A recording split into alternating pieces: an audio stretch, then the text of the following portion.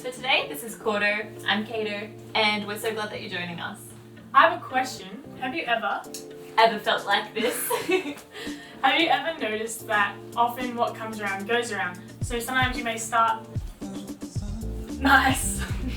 Sometimes you may start in a position of power, but then things could switch and then you end up being powerless. Okay, so kind of like in Mean Girls where Regina starts off really, really mean and then at the end she gets hit by a bus. Yeah, I guess so. Maybe not. Anyways, in this episode we're going to explore two options you have when your words have the weight of bricks. We'll be unpacking possibly the second greatest story ever told to show us how to choose the wise option. Yeah, but before that, if you're new here, first of all, welcome. Here at Beyond, we want to create a church that unchurched people love to attend.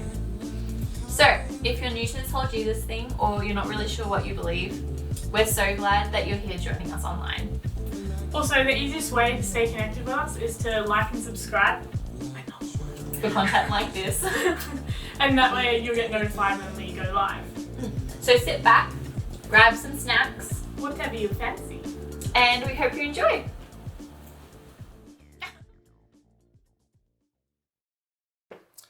Have you ever noticed that what goes around comes around? And what that means is if you've ever found yourself in a powerless position, there will be a time where you find yourself in a powerful position. And in those times you find yourself in a powerful position, your words become like bricks. And when your words become like bricks, you have two options of how to use them. And in this episode of Beyond at Home, we're going to explore the wise option of those two through the second greatest story ever told. Let's go. In this episode of Beyond at Home, we're wrapping up a conversation that we've been having for the last couple of weeks. And if you're brand new here and you're thinking to yourself, do I have to have been and seen parts 1 to 3 in order to understand what you're talking about today? No, the good news is you don't. But if something I say today piques your interest, I'd encourage you, go back to our YouTube channel and check out parts 1 to 3, or if you're over on Facebook, go back to our videos and check out parts 1 to 3.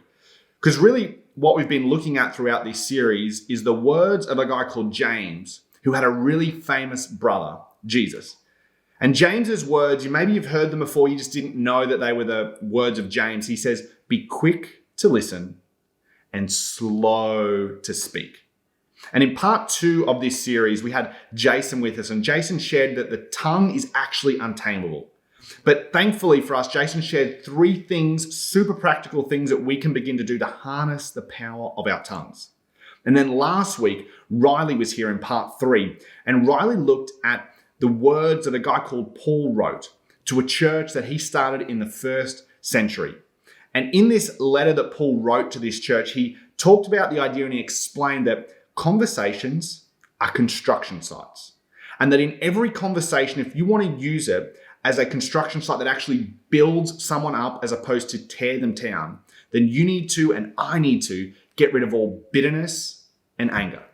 Because Paul knew that if we refuse to get rid of bitterness and anger, then our conversations will not be construction sites that build people up. They'll be things that tear people down. Because you know as well as I do, it's really easy to tear down when we're bitter. And why that's important for you and for me today is because of something Justin Timberlake said back in 2006. Comes back around. And if you have no idea who Justin Timberlake is or what reference to the song I'm referring to is, then you need to do yourself a favor. And after this episode, go to YouTube, go to Spotify, type in Justin Timberlake and just listen to his whole back catalog. But really, we've kind of all heard that expression, what goes around comes around. And really what that means is, more often than not, if you've ever found yourself in a powerless position, things change and things shift over time, and you will more often than not find yourself at one point or another in a position of power. If you've ever been an apprentice, you know this, because when you're an apprentice on a job site, you get given all the jobs that no one else wants to do. But if you hang around long enough and you become a fully qualified tradie, then eventually you'll have an apprentice on your job site that you have a position of power over. If you've ever been the newbie in the office that has to do the coffee runs for everyone, you'll know that you often feel powerless because you have to do what everyone else wants. But if you hang around the office long enough, you will eventually no longer be the newbie and someone else will be the newbie. If you've ever had a relationship or a friendship break up or break down, you'll know that at one point you might have felt powerless. But then that person that broke your heart, or that person that ended their friendship, needs a favor or needs something from you. And so they come back to you and they put in an ask. And in that moment, you are in a position of power. And in these moments in our lives where the power shifts and all of a sudden we find ourselves not powerless, but in a position of power, what the words you use and how you use them says just as much about you as anything else can. And so what I want to look at in this episode is I kind of want to prepare you for when you get to one of those moments in your life. Because if you're not prepared when you get to one of those moments, then the tendency will be for you to do the very same thing that someone in a position of power did to you, which was the very same thing you wished that someone had never done. To help you and to help me as well, because I need help on this a lot, I want to share with you perhaps the second greatest story ever told. If the greatest story ever told is the story about how God entered into history to restore the relationship that humanity had fractured by giving his life on the cross, then the story I'm about to share with us right now is probably the second greatest story ever told, because it shares so many parallels with that story. And it all begins with a guy called Abraham. If you opened the front cover of the collection of documents that Christians refer to as the Bible, it would take you a long time to get to the stories about the life of Jesus. But it wouldn't take you a long time to get to Abraham. And Abraham actually got promised by God. And the promise that God gave to Abraham, that he would take Abraham's family and turn it into a nation. And through that nation, God would bless the world. And it took a little bit of time, but Abraham and his wife Sarah had a child. And that child was Isaac. And Isaac actually had 2 sons. And one of those sons was called Jacob. And Jacob had 12 sons, which is where things kind of took a massive jump forward. Because in a couple of generations with 12 sons, you kind of had the beginning of 12 tribes, which within that ancient time was really the semblance of a small nation. And here's where the story intersects with your story and my story and our big mouths. Because the entire thing, the promise that God made to Abraham, that he would turn his family into a nation that would bless the entire world, could have been undone with a single sentence uttered by Jacob's son, Joseph. Now, Joseph was Jacob's favorite son. And the reason he was Jacob's favorite son is because he was born by Jacob's favorite wife, Rachel. Now, we kind of need to take a pause at the moment because this was a different culture back then. This was a polygamous culture. In fact, Jacob's 12 sons were given to him through 2 wives and a number of concubines. And if you're kind of like, whoa, Chris, that's just like crazy. I know, I get it. But here's what I would encourage you. If you kind of push back against the Bible because of all this stuff, this is why I actually think you should lean in. Because God actually uses some of the most dysfunctional people in some of the most dysfunctional family setups to do some of the most incredible things ever. Now, focus, Chris. Get back to the story. So where this kind of intersects is that Jacob becomes a broken man. And the reason that Jacob becomes a broken man is because his favorite wife, Rachel, dies in childbirth with his 12th son, Benjamin. And so Jacob is a shell of the person he used to be. And so one day he doesn't have the energy to go out and look on his older sons. And so he sends Joseph to do it. And Joseph used to hate doing this because everyone knew that Joseph was the favorite. The older brothers didn't like Joseph. Joseph didn't like the fact that he didn't fit in, but Joseph does it anyway. And as Joseph is walking to check up on his older brothers, they see him coming in the distance. And they hatch a terribly conceived plan, as most plans on the fly are. And they decide they've had it with the favoritism that is shown to Joseph by their father Jacob. And so they decide to kill him. But one of the brothers, Reuben, he kind of pipes up and he goes, hey, instead of killing him, why don't we just throw him in a well? Because then technically we won't have done anything. It'll be starvation and dehydration that have killed him. And so the brothers, again, kind of take this bad plan and make it even worse. And they think, yeah, that's a great idea. And so as Joseph approaches, they take his coat off him and throw him in a well. And then while they're having lunch planning their next movement, some Ishmaelite traders come past. And the brothers think to themselves, you know what, we could actually make a little bit of money off Joseph. So instead of killing him, leaving him here to die, let's sell him to these Ishmaelite traders. Imagine in this moment that you're Joseph. You're 17 years old. You're absolutely terrified as your brothers pull you out of this well and they talk to some men in a language that you don't even understand. And then your hands are bound and you're led off and you look back for what you think will be the very last time you ever see your brothers. Now, this is the part in the story where something unexpected happens. And I say that as if everything up until this part has been expected, but this is what happens. It says, when Joseph was taken to Egypt by the Ishmaelite traders, he was purchased by Potiphar, an Egyptian officer. Potiphar was captain of the guard for Pharaoh, the king of Egypt. So Potiphar oversaw all the army that reported to the Pharaoh. And this is the part I want you to pay attention to, because this is the part that I read, and at least for me, it's unbelievable. It's written, the Lord was with Joseph. So he succeeded in everything he did as he served in the home of his Egyptian master.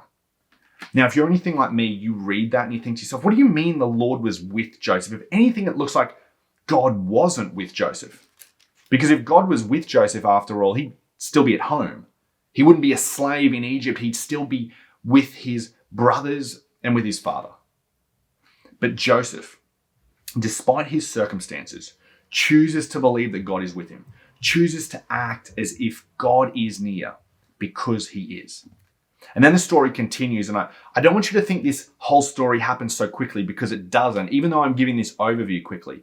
This story was one that unfolded over a number of years and over a number of decades. And this is, Joseph kind of rose to ranks inside Potiphar's household. And it wasn't long before Joseph caught the eye of Potiphar. But it wasn't only Potiphar's eye that he caught. In fact, Joseph caught the eye of probably the worst person he could have caught the eye of, Potiphar's wife. And one day, Potiphar's wife put a proposition to Joseph.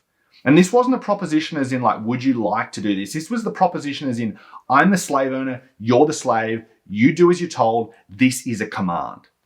And the command that Potiphar's wife put to Joseph was have sex with me. And maybe for the first time in her life, Potiphar's wife is told no. And this is the reason why Joseph says no. But Joseph refused. Look, he told her, my master trusts me with everything in his entire household. No one has ever had more authority than I do. He has held back nothing from me except you, because you're his wife. How could I do such a wicked thing? It would be a great sin against God. And kind of enraged by this rejection, Potiphar's wife essentially makes up the lie that Joseph attempted to rape her. And Joseph finds himself in jail. And it's in jail that this theme of Joseph constantly saying that God was with him emerges again. It says, before long, the warden put Joseph in charge of all the other prisoners and everything that had happened to him. And the warden had no more worries because Joseph took care of everything. The Lord was with him and caused him to succeed in everything. And like I said, we look in on this and we think, are you kidding me? If God was with him, he wouldn't be in jail. Potiphar's wife would be in jail. He wouldn't be friends with a warden. But Joseph continued to believe and continued to act that God was with him, because as we'll find out soon, he was. Now, throughout his time in prison, Joseph becomes known as someone who is really, really good in interpreting dreams. In fact, he interprets a number of dreams for people that come to fruition. And one day, after years of being locked up in jail, the Pharaoh of Egypt begins to have a series of recurring dreams, and none of his magicians, none of his religious people are able to tell him what his dreams mean. And eventually someone remembers, hey, isn't there a guy in your prison that is known for interpreting dreams? And so in a matter of moments, Joseph is taken from prison to standing right in front of Pharaoh. And the Pharaoh kind of asks Joseph, he says, well, I hear that you can do something. And this is where Joseph gets incredibly, incredibly bold, and he goes, no, actually, I can't interpret your dream, but God can. In fact, the reason that all these magicians and religious people haven't been able to interpret your dream up until this point is because they're little g gods. My God, the God that I follow, is a big G God. And I could almost imagine at this point the Pharaoh's kind of got this smirk on his face, like, well, if your God's such a big G God, why are you in prison? But he listens. And Joseph begins to explain the dream to him and his dreams. And he says that what the dreams show is that a famine is coming to the land. But not only that, the dreams actually show a way out, a way to prepare for the famine.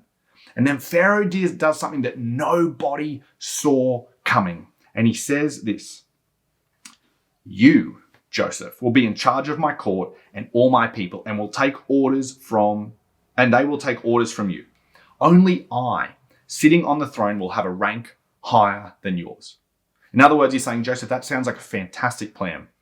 You should be the person to carry it out. Eventually, the famine hits, and it doesn't just hit Egypt, it affects all the surrounding areas. And then word begins to travel that Egypt has grain stored up. In fact, Egypt is actually giving grain that it has stored up away to help other people move through the famine. And Jacob hears about it. And Jacob sends his sons to Egypt to collect some of the grain.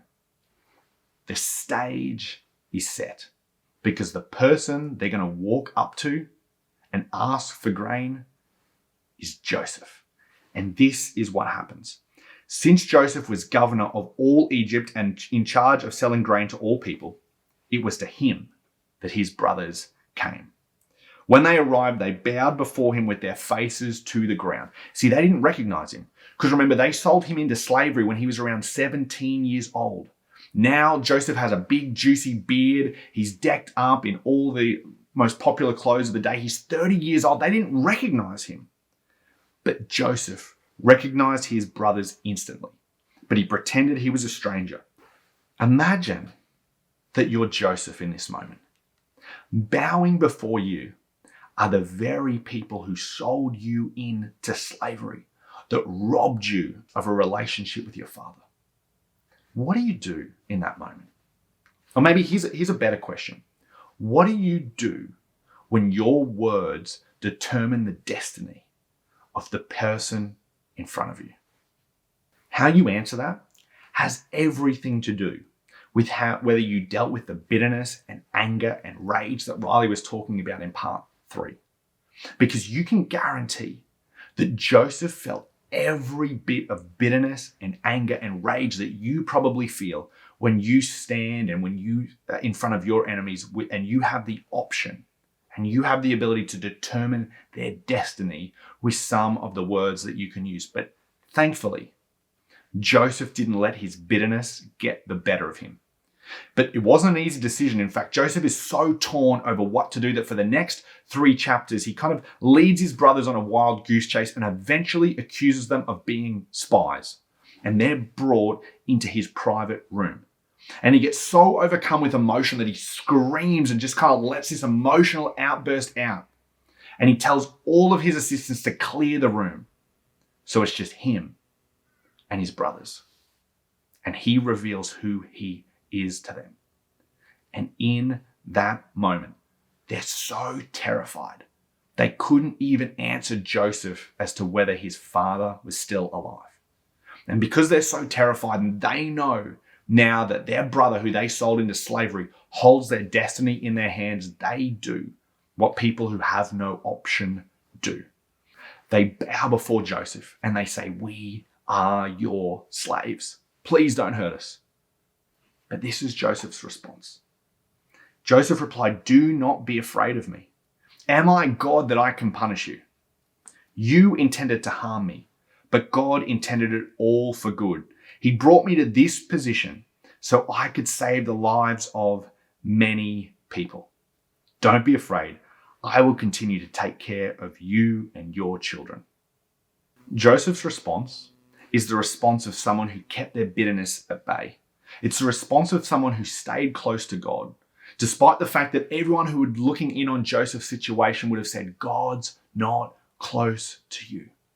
And with this response, Joseph does for 10 of the 12 tribes of Israel, who would later bring the Savior of the world through their lineage. Joseph does for them what the Savior of the world, Jesus, would later do for the world. One day, you may find yourself in a position similar to the one Joseph found himself in, where your words can determine the future of someone's life.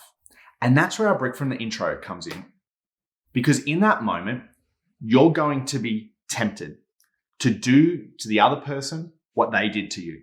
You're going to be tempted to remember all the hurt, all the guilt, all the shame, all the opportunities that they cost you. And in that moment, you're going to be tempted to throw your words at them. But I want to challenge you that maybe in that moment, what God is doing, what your heavenly Father is doing, is inviting you to remember that He was with you, that there is more to you, and you don't have to perpetuate the cycle that someone did to you. Just as someone threw their words to you, you don't have to be someone who throws your words at them, and you can actually choose a different option. You can pave the way forward. There are really your two options. Pay them back by throwing your words at them, or pave the way forward. Now, a little bit different to normal, this episode does not have a full Monday. And the reason that it doesn't have a full Monday is because some of you right now, you're going through this experience and you have an opportunity right now, or you've had an opportunity recently to make a decision, whether you pay someone back or pave the way forward. But for others of you who are watching this right now, there's not a moment, and you can't think of a moment in recent history where you've had a decision like this. So what I want you to do is I simply want you to store this away, because there will come a time, and you won't even realize it's happening, but you will have a moment where all of a sudden your words turn to bricks, or turn to a brick in your hand, and you will have a decision to make. Either pay them back or pave the way forward.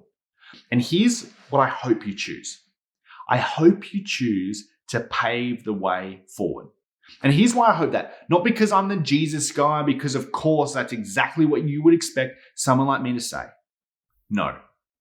The reason that I want you to pave the way forward is because I want you to take your cue from the one who never left you, not from the ones who hurt you.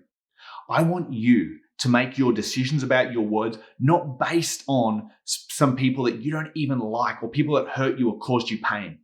I want you to take your cue from the one who gave his life for you, from the one who loves you, and from the one who never turned his back on you, even though others walked away.